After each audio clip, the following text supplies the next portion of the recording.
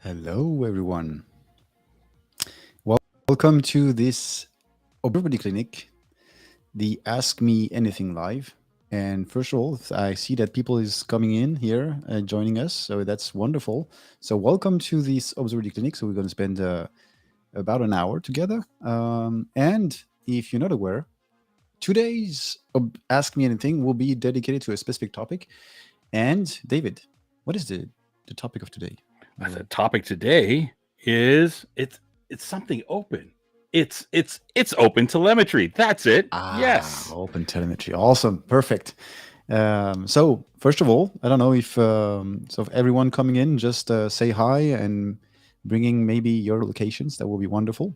Yeah. This so is I'm fabulous. based. So David, where are you based, by the way? Oh no, I'm sorry. I'm coming to you from the bustling metropolis of Grimsby, Ontario, in Canada. And I'm seeing from all the folks coming online that we really have a global audience today. This is super exciting. I'm seeing people from Brazil, from Vietnam. This is fabulous.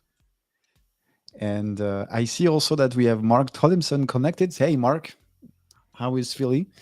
So I'm live from Toulon. So for those people who know, you should know where is Toulon in the world. It's the most important city in the world. So if you don't know geography, you should probably take a few seconds and type Toulon in Google Maps, and you will see where it is. But never mind. So welcome everyone, and maybe before we start, we're gonna let me remind ourselves what is OpenTelemetry. I think that could be cool. Do you have any idea, David? I understand that it's this, sort of like a multi-vendor supported standard to allow people to, really sort of get a tremendous amount of observability information into, from their applications to allow them to do some really interesting things. Now, there's a lot of work that's been going on by a lot of people. I know that Dynatrace, we've been, absolutely involved with this from the very beginning.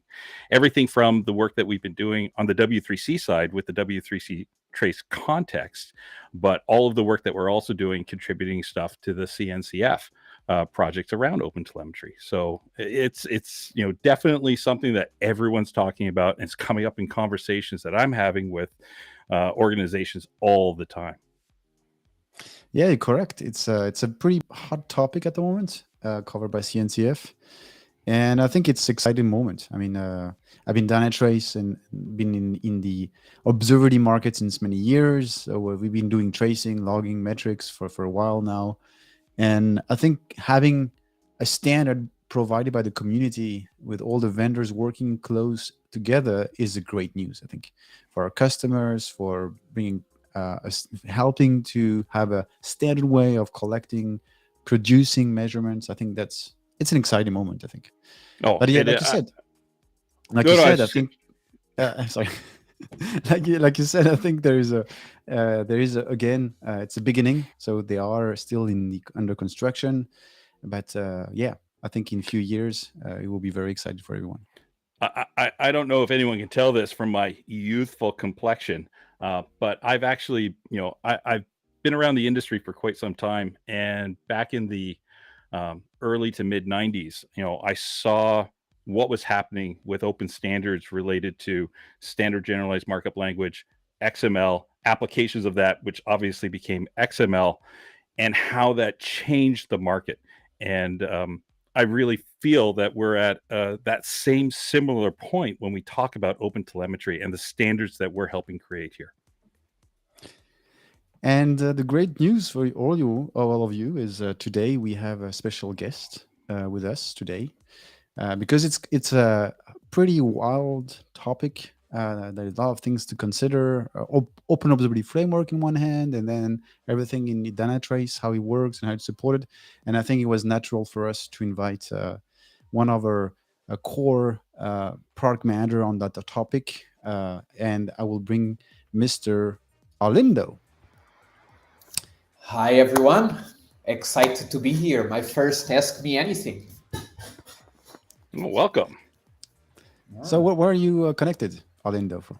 So I'm coming to you from Vienna. So for those that don't know, Dynatrace was started here in Austria, in Linz, and I'm located in Vienna, one of our many offices that we have in Austria. So welcome to this first Ask Me Anything.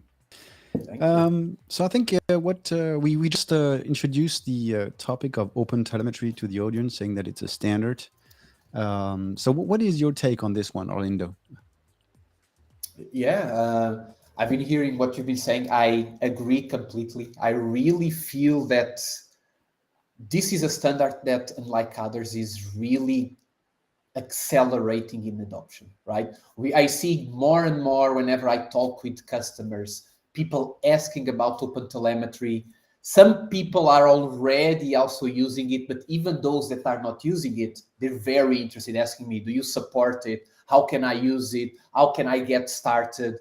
And I've not seen this with other standards that we used to have, right? And I think it's no surprise for anyone that this is basically for CNCF, the second most active project after Kubernetes. And I really think that we are 2022, now that Traces is general available, metrics, OpenTelemetry metrics will also become general availability. Logs, let's see, that might come a little bit later, but I think that this will really be a year where OpenTelemetry will explode. Hey, Arlindo, just for a second, just because we've got a lot of people that are coming on the call and we're talking about standards, and you mentioned that the OpenTelemetry standard for tracing is what we in the industry use the term GA, or generally available. What does that mean for people?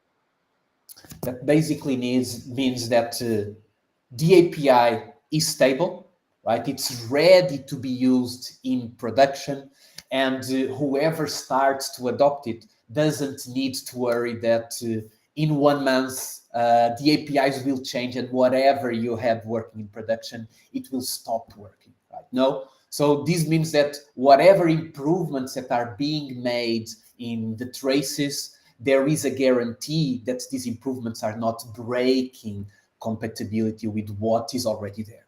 So it's stable, it's ready to be used in production, and we actually have already some customers using it. So there is no reason to be afraid in using it, right? It's been tested. And I think you make a good, but you make a good point. The traces are stable now. Metrics is I mean, in under construction, alpha or experimental versions, and logs it's is getting very ready. I think that now in KubeCon in May, it will already reach it will be announced the GA status. So exciting, we're almost there.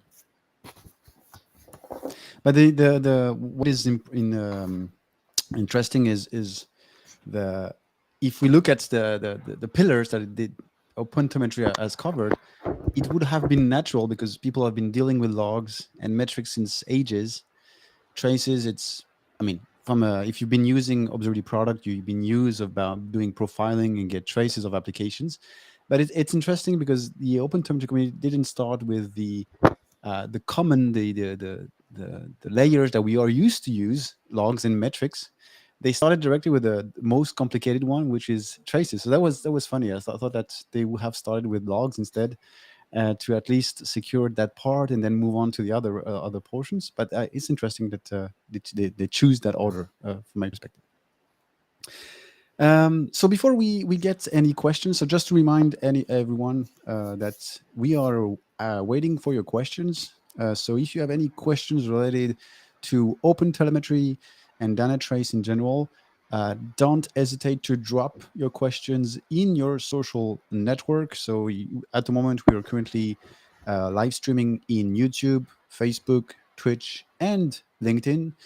And also Twitter, I think, which means if you want to drop a questions, just drop a comment to the live feed that you have at the moment in your social network, and we will be able to see this question coming in and answer that. But before we start, I think it could be very interesting to share at least and remind what we are able to do as of now with Dynatrace. And so let me share my screen quickly. Up. Here it is. So first of all, I'm going to bring one slide because I think it's very important, because there are two distinct scenarios. We have the first scenario, which is I have Dynatrace One agent deployed on my environment, and I want to basically let one agent pick this for me, and ingest it automatically and enrich those traces as well in Dynatrace. So that's the first use case where I don't have any core component of OpenTelemetry, which is the collector. So that's the one use case. And we have the other use case where I don't have the one agent.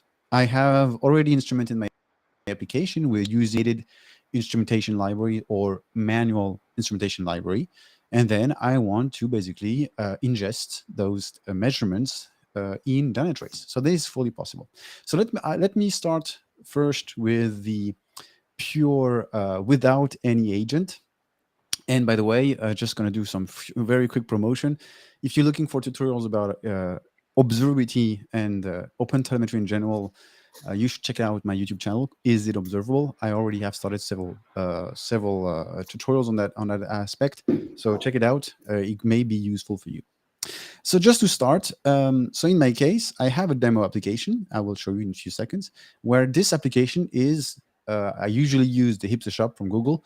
I have already instrumented all the various services of the Google Hipster Shop. So all those services, they are currently producing spans from on the application side.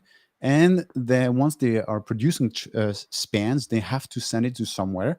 At the moment, I am using no Dynatrace exporter in my code. I wanted to keep it agnostic as much as possible. So that application is sending a component called the OpenTelemetry collector. And that collector will be in charge of making the bridge to Dynatrace. Basically, it takes the events and then send it over to Dynatrace. So enough of talking, and let me maybe show you the actual what we get. So this is in Dynatrace. The first thing that we have in Dynatrace, I will show you briefly the configuration if you're interested, of course. So here I have no agents installed on my environment. I only have OpenTelemetry.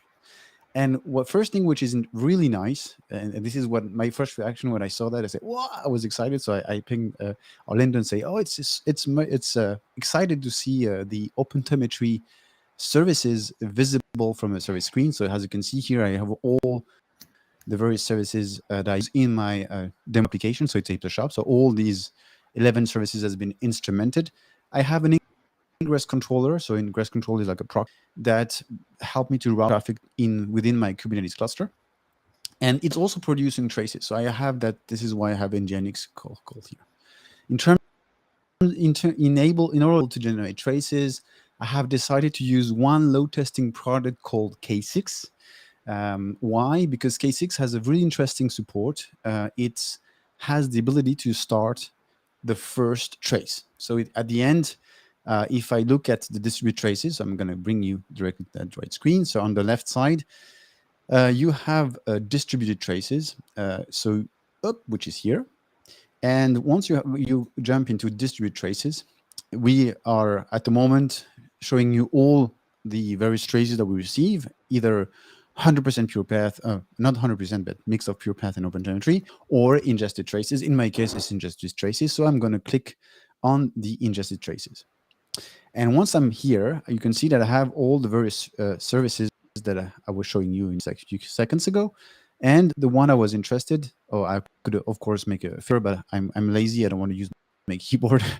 And clicking on the link of the service, so that helps me to filter on the various traces that has been collected. So let me pick one of the traces that has been started by K6. I'm going to take one which is quite long because it makes more sense to have something that is more than few milliseconds to have a story to explain everything. Let's 608. Let's take this one. So it's the HTTP post, and what is going on? You will see. I have the full entire distributed trace, and you can see that K6 is starting it. Then I have a couple of tasks from a K6 perspective to add the headers, to send, and then I'm going in the app itself, and you can see that all those services, they are all instrumented, and we see them in Dynatrace. I can see the details of the various span attributes, the timing. If the spans were producing events, I will have the events. And if the logs generated and ingested by Dynatrace or by an OpenObservability log agent has also the trace ID part of it, I will be able to click on the logs and see the logs related to that trace as well. So that's basically what you get if you use 100% OpenTelemetry without any white agent. Just before we move on to the other piece, I want to remind you a few aspects. So here, let me bring my IDE and show you how I configure this. So this is, I'm using OpenTelemetry Collector, and the community has worked on an operator called the OpenTelemetry operator. And that helps us to easily deploy and instrument our code using that operator. And there is new CRDs, objects in Kubernetes, that helps me to deploy automatically the OpenTelemetry collector. So in my case, I have two types of collector. One is a sidecar and one is a daemon set. What I want to share is the fact that to be able to ingest, I just need to create an exporter and define that I want to send my traces in the supported protocol of Dynatrace, which is the OpenTelemetry HTTP protocol. As you can see, I'm referring to my tenant, and I'm using, of course, an API token that needs specific privileges, which is the trace ingest API rights. If you want to ingest in the future metrics, you'll of course need to add that metric ingest right as well. And last, if you want to ingest logs, you will have to add the log ingest API rights as well. So that's on the traces side. Something that I didn't mention, but in my case, I did it. In fact, there's an observability clinic about this. Check it out on YouTube. You can also do metrics. So here in my case, I use the collector to basically scrap the Prometheus metrics, and in my case, only the pure Prometheus kubestep metrics. So I precise which metric, which exporter I would like to collect, and then I can do some transformation by adding extra data, changing labels. Why I'm doing this? Because I want to make sure that the metrics comes in Dynatrace and it's going to be indexed to the right entities of Dynatrace. So that's on the pure OpenTelemetry without any agent. So Arlindo, what about the other piece, the OpenTelemetry with one agent? Yeah, let me quickly just, because seeing is believing, let me quickly just share my screen so you can see it. So in this example, as you saw from Henrik, we were receiving, so Dynatrace was ingesting OpenTelemetry traces that were sent to Dynatrace either via the collector or directly to our API, right? Because Dynatrace understands the standard OpenTelemetry protocol. However, there is a second way of ingesting traces. And let me show you here an example where here in our demo environment, we see that for one of our applications, I'm using the same application that Henrik was using, the online boutique shop. We see that the failure rate is very high. We can try to analyze why is this failure rate very high. We can use Dynatrace analysis of failures. And here we see that there is a 500 internal server error happening for some of the requests. Let's, for example, drill down in the cart checkout, because this is an operation that is very important for us, right? So if the checkout is failing, obviously this is not good for our customers. And here, when we analyze the traces of the cart checkout, we see that, yes, some errors are happening. And here, usually, if we are making a call to a third-party service, so in this case, it's a third-party currency converter. This is a service that is not monitored by Dynatrace. Usually, we would only see that, okay, there is a 500 internal server error problem, but what is really happening? And this is when we want to extend the insights into services, and assuming that in this case you would be able to extend this service with some additional OpenTelemetry information, we would be able to see that the actual problem that is happening is that a throttling is happening because we have a 4 to 9, right? But again, because this is a service that is not monitored by Dynatrace, here we are talking about ingesting this information via our API. But Dynatrace is able, for the technologies that our agent supports, so we're talking about Java, Node.js, Go. So in this example, we are talking about a front-end server in Go. Here you can see that when we see what's happening in the code, right, because our agent is able to introspect automatically all the code that is there, and it was able to detect that there were some OpenTelemetry spans happening in the code, right, being created. And if we see here in this order details info span, we see that we have additional information that was added by the developer of this application, things such as, for example, the city, the email where this customer is coming from. And the benefit of OpenTelemetry, for example, is that you can really extend your code with information that is very specific to your business, such as, for example, the customer email. In order, for example, in this case, if there was a problem happening with the checkout, we could proactively reach out to this user and offer them a voucher, right? And if we look at this order details info, you will see that unlike the normal OpenTelemetry, where you need to define an exporter to send the data, if we look at the source code of this front-end service, you will see that if I search for the order name, order details, right, we see that we are creating a span in the code, but in this whole code, there is no exporter defined in terms of OpenTelemetry. Why? Because our Dynatrace agent is able to automatically detect whenever there is an OpenTelemetry call, right? Because our agent understands if there is OpenTelemetry present in your application, and automatically will capture these spans and bring them to Dynatrace, right? Where you will be able to analyze all this data together with all the other information that we capture with our agent, which is not only traces, metrics, and logs that is provided by OpenTelemetry, but we can even go further and provide you with CPU profiling, thread analysis, memory allocation, network monitoring.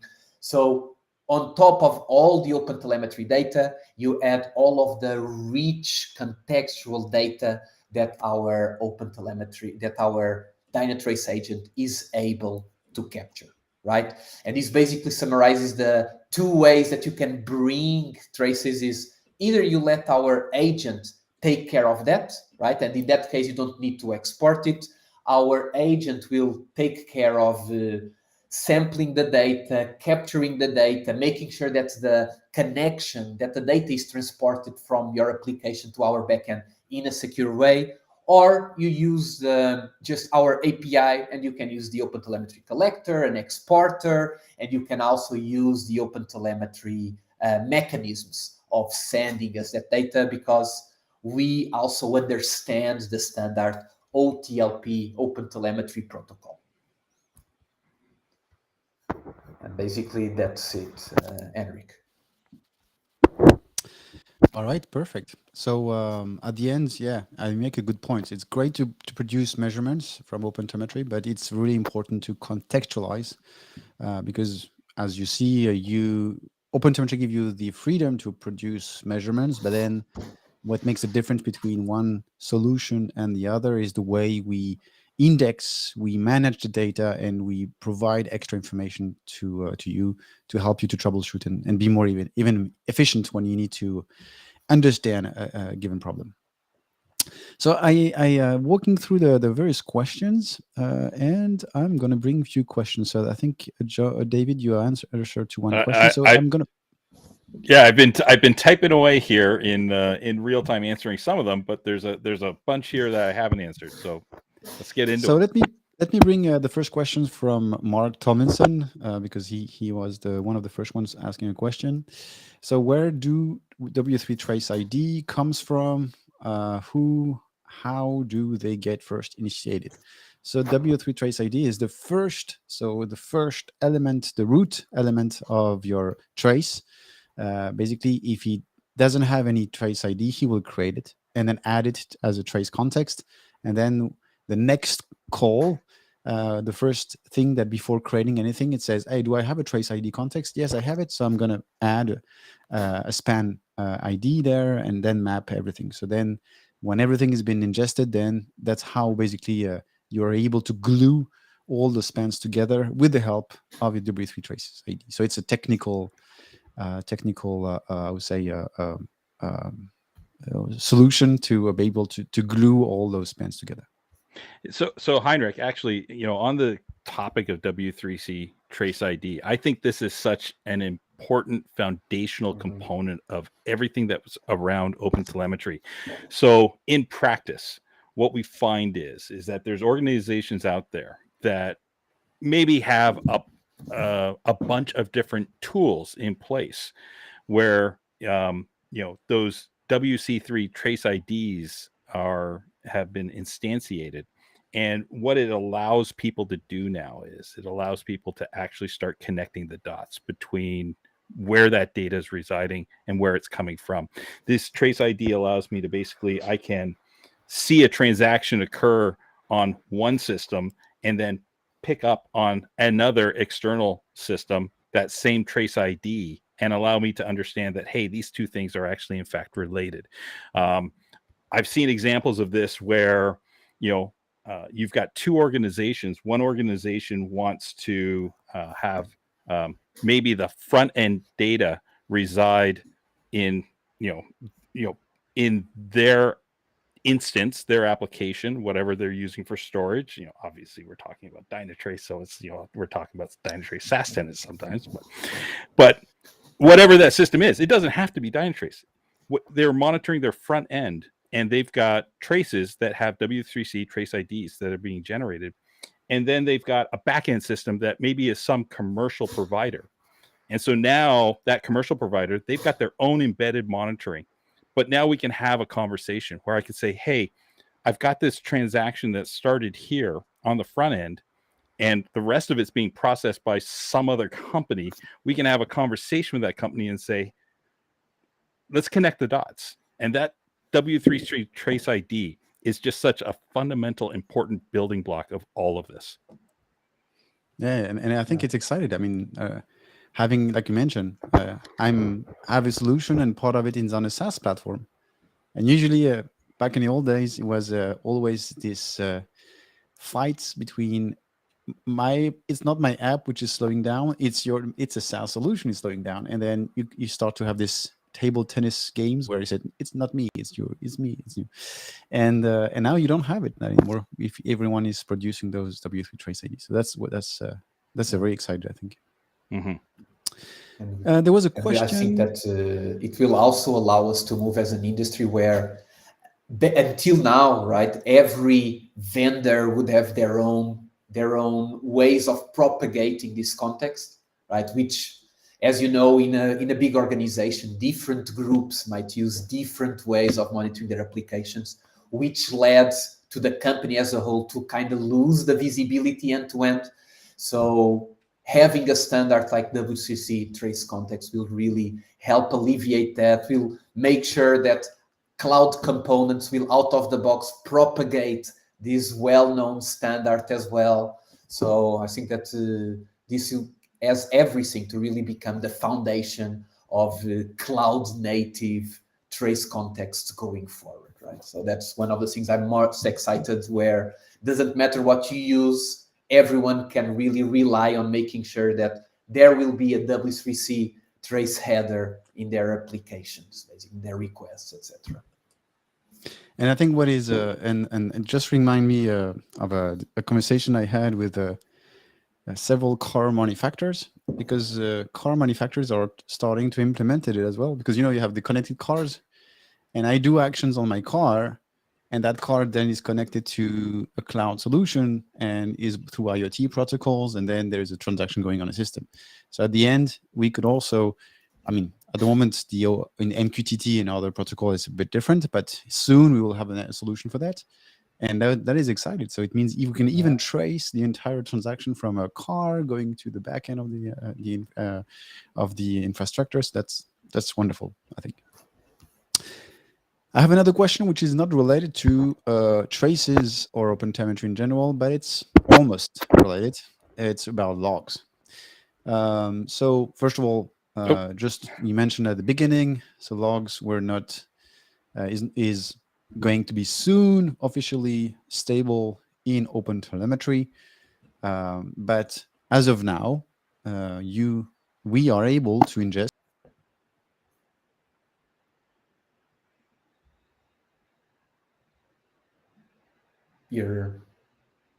I think we may have lost. I think we lost. I think we lost Henrik for a second. No, is he coming back? I'm coming back. Yeah. Okay. There we go. Okay. So it's vacation in France, so I need to check if my kids are not opening Netflix in several devices. I have to check that in 2 seconds. Never mind. I don't know when I lost you, but I was saying that there is a log ingest API in Dynatrace, so you can basically ingest logs. And so if you have any FluentD or FluentBit or Stanza or any log agent of the market, keep in mind that you would be able to ingest that in Dynatrace. And by the way, FluentD is most likely, we have an official plugin for FluentD. So if you're using FluentD internally, take advantage of that plugin, and you will be able to parse your logs and ingest them in a smart way in Dynatrace. In the SaaS tenant, because your question was related to SaaS tenant, the log ingest API is available directly. But if you want to be more secure, keep in mind that there is you can make an active gate that has the log agent component, and you will be able to send your logs to the active gate, and the active gate will forward the logs to them. And by the way, the active gate is in a containerized format as well. So if you want to use it in Kubernetes, we have a lightweight active gate, so it's pretty. So I would recommend to check it out as well. All right. So what is, do we have any other questions? And I'm looking at the various questions we have. So,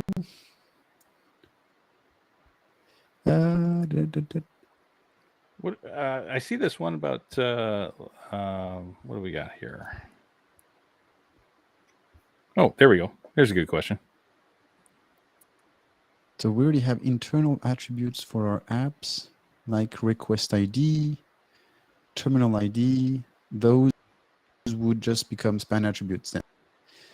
Kark, the idea to, so in span attributes, there is a semantic that is pretty well driven by the community. So you can, first of all, recommendation is use those semantic. So like HTTP method, HTTP, there is a couple of, depending on technology, there is predefined semantics.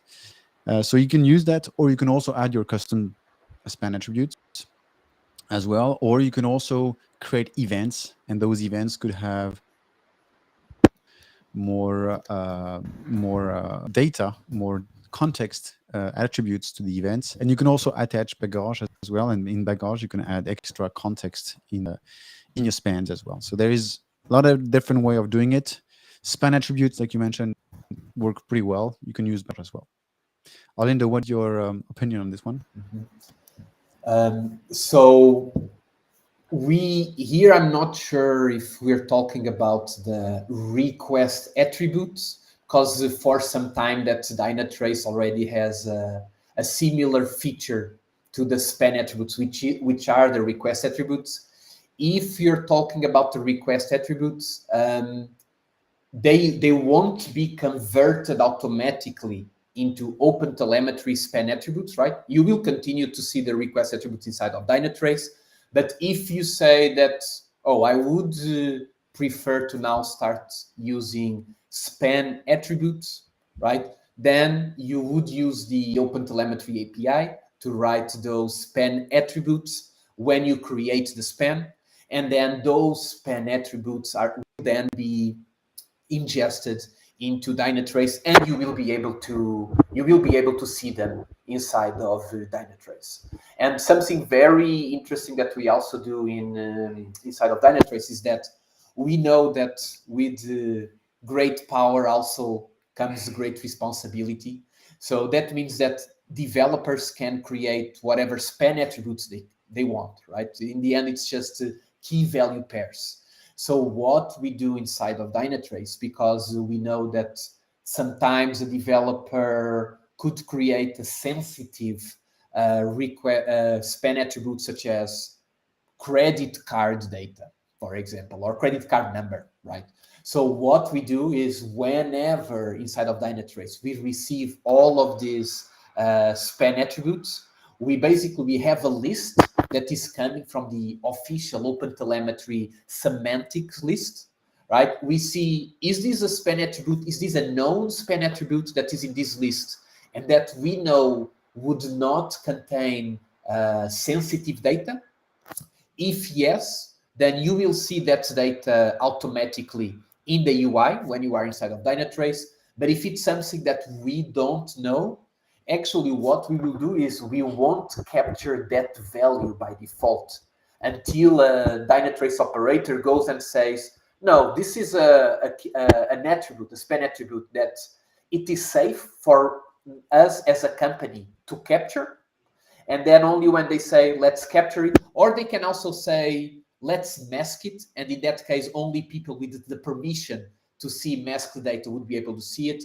Only then this information will be seen inside of Dynatrace, right? So it's always adding this because obviously we deal with a lot of large companies who really cannot have any kind of data be visible to everyone. So it's just giving you this additional level of control that you can tweak what kind of span attributes to make available to others. But yeah, if you add these span attributes to your spans, they will then be visible inside of Dynatrace. We have a question related to Lambda functions. So that is a really interesting question because it's always a challenge. That's true. When it comes to getting measurements and produce measurements in those environments. So first of all, if you use just before I see Arlindo looking at some researching, but while he's searching for this, I'm going to answer at least the agnostic approach. If you use OpenTelemetry libraries in Lambda functions and you have a collector, which is obviously not a function, it needs to be run and be accessible during during a long time period of time, then your Lambda functions could produce spans and push it to this this collector, for example. Or so you need to. I would recommend to use an OpenTelemetry exporter, or we can use also probably if Arlindo has the answer, the Dynatrace exporter as well. But that would be the way. So your Lambda functions needs to be instrumented, produce trace spans, and then it will export it out of the Lambda functions to another component that will be in charge of then collecting those spans generated and then forward it to the right observability backend, which would be probably Dynatrace in our case. Mm-hmm. So Arlindo, let me just add that. So I wasn't able to find this information, but assuming that AppSync is able to forward the standard W3C trace context, then using OpenTelemetry, there shouldn't be a problem, right? Because the trace ID will be the same in the rest of your transaction, and so it should appear as a single trace inside of Dynatrace. Basic. So it doesn't matter if you can monitor it or not with the one agent. So using our API, you can always send this, or like you're saying, with the collector, as long as the W3C trace context, the standard W3C trace context, can be propagated, then you will be able to create and see a single transaction. Basically. We have another question related to the usage of bagage in OpenTelemetry. So does Dynatrace show data tagged with the OpenTelemetry bagage construct in its dashboard? So the last part of the question, I'm not fully 100% sure, but yes, we support, of course, bagage events. So if you send something if you add something in your spans, like events or bagage, they will also be ingested and visible in our UI. But on the dashboard side, I'm not 100% sure what you are meaning. So literally, if they wanted to get that as a list onto a dashboard, one of the new things that we've done recently is we've actually added a dashboard, a log viewer widget for our dashboards, so that you could, if you're writing that information out into a log file, you could use that widget to actually have it placed onto a dashboard. That right off the top of my head, just thinking about how I would approach it, that's one of the things I would do. And and otherwise in our dashboard we have what we call the dynamic filters, where you can add a data source if bagage becomes a metric, and from the solution that David just mentioned, with log v2 you have the options to filter a log with our log query syntax. Correct, yeah. And then you will be able to either create a metric, so either a metric counting the number of occurrences of that filter on your logs, or you can basically extract if one of the log has a specific attribute, like, I don't know, for example, response times that is there, and we are detecting it, then we basically can, once you define that metric, then Dynatrace will handle as a metric. So then you can graph, you can do any type of reporting from that way. Yeah, but if you wanted just the raw data, it's literally now when you're in the log v2 screen, you could do a simple query for whatever baggage that you're looking for, and then it's literally you're clicking on pin to dashboard. That's it. Yeah, correct. So we have no other questions.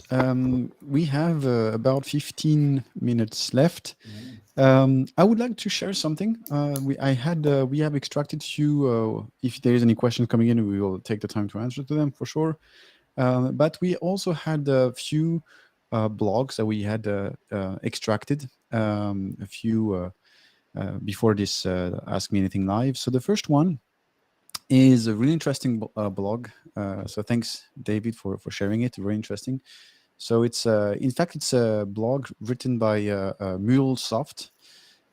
It's how to basically instrument MuleSoft with OpenTelemetry. And in the example of that blog, they are basically showing it utilizing Dynatrace. So if you're using any MuleSoft and if you have ever thought about how I can ingest or get traces from MuleSoft, then check out that blog. You will have all the answers to those questions. So on this topic, the reason I like this particular blog, it was so fascinating. I went out and asked some folks on my team. I asked Carl Adet, because he looked at this and he was like, "Oh yeah, this totally makes sense." What this really shows is that a lot of companies out there, a lot of organizations out there are using MuleSoft, right? And there's a lot of people who are looking at the problem of getting telemetry out of MuleSoft. And there's a lot of different approaches to it. But in this particular case, this blog was written by somebody at MuleSoft who really understands MuleSoft inside and out. And it really showed in terms of the approach that they took to using OpenTelemetry.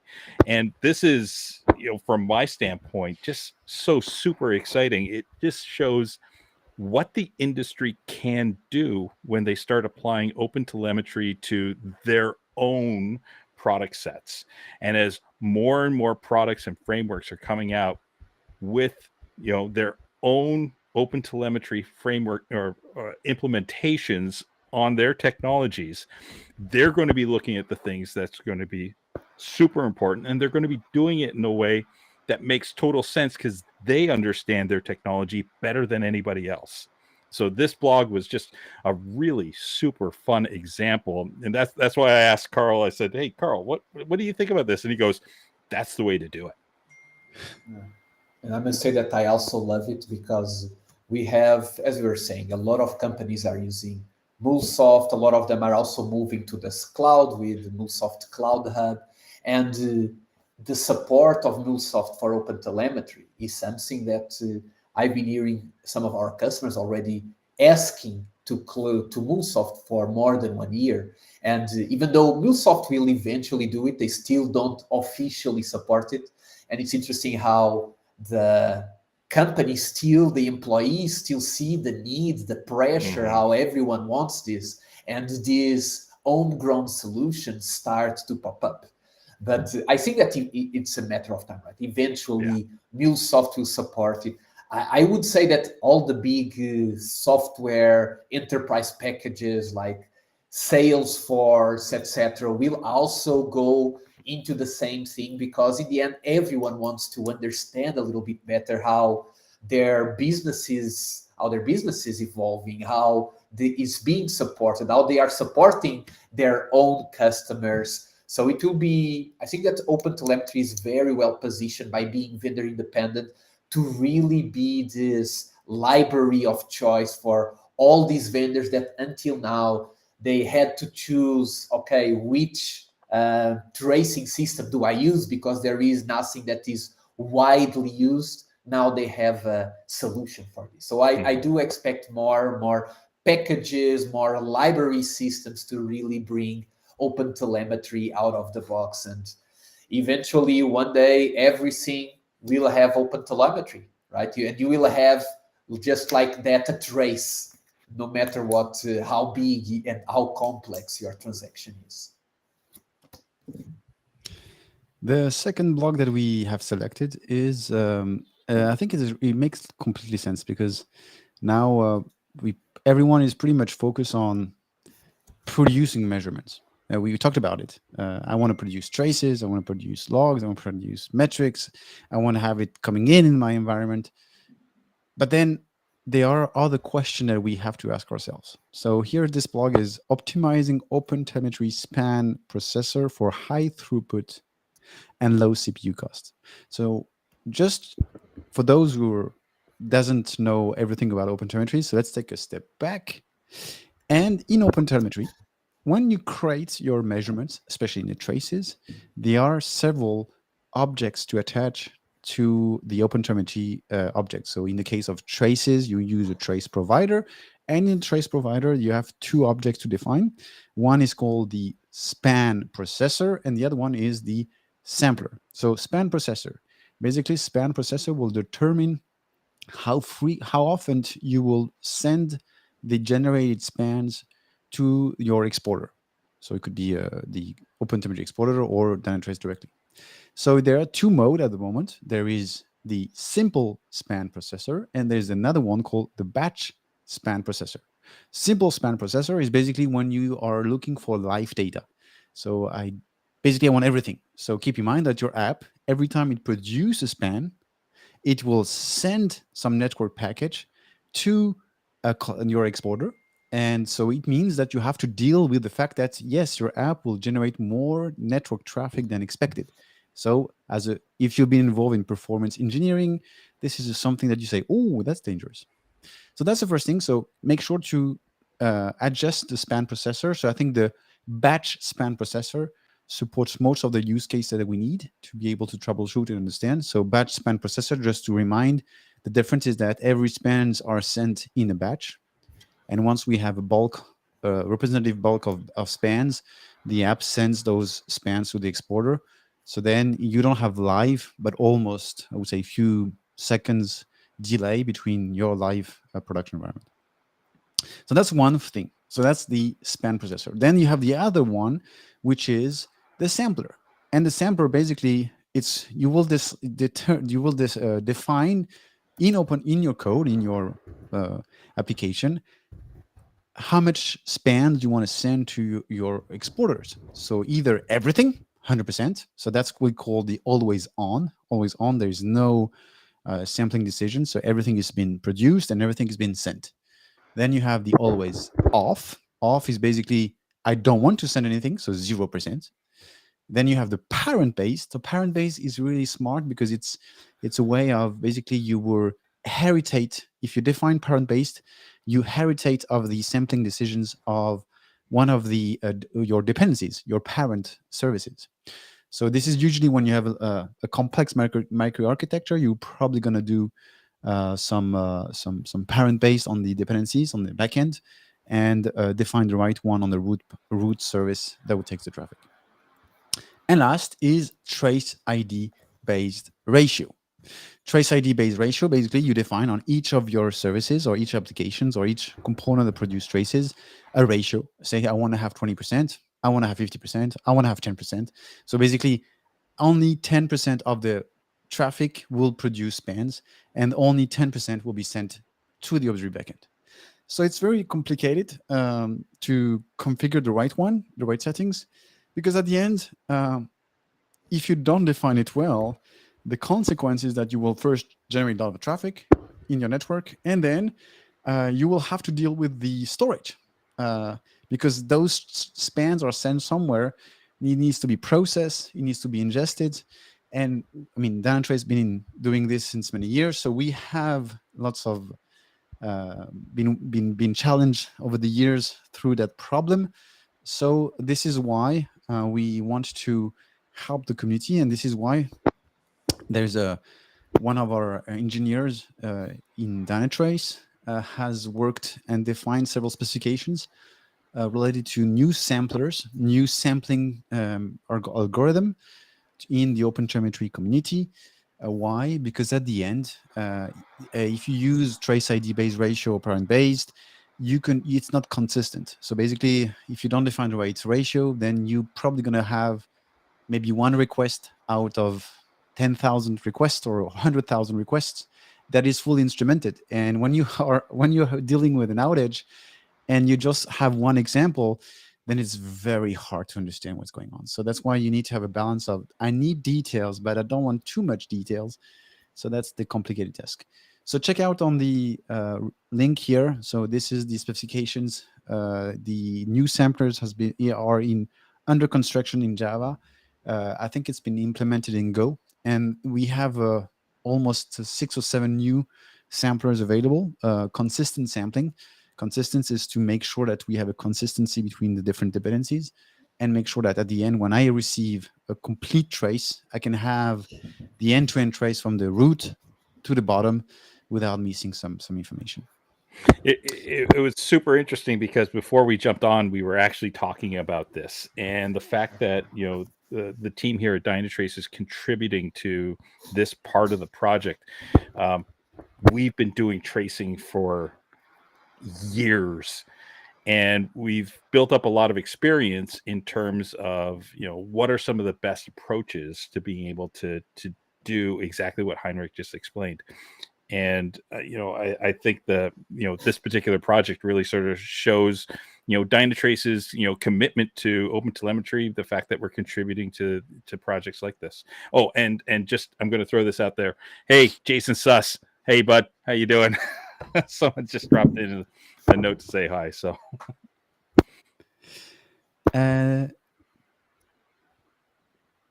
So can you please? There's one question about this. What is this? So I think that this is basically related to the beginning. So in the beginning, when I was showing my part, I showed how without specifying an exporter, we were still able to pick the OpenTelemetry spans. And so that's true. So basically what's happening is that whenever our Dynatrace agent detects that there is a call to the OpenTelemetry API, you don't need the OpenTelemetry SDK because our agent kind of acts like the SDK.